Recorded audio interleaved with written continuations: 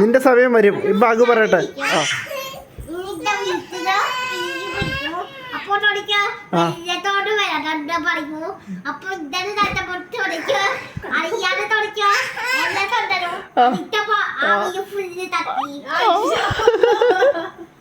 ഇനി കുഞ്ഞുവിന്റെ കഥ പറ.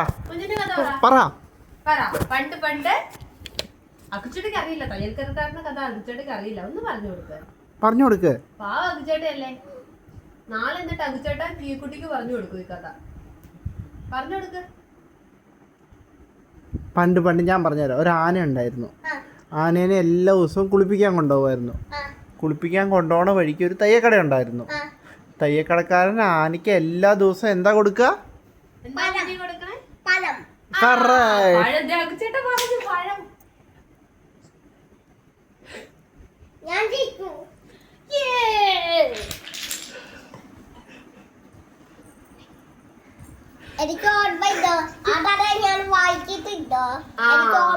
കുഞ്ഞു വന്നേ പറയാം, നമുക്ക് കഥ പറഞ്ഞു കൊടുക്കാം.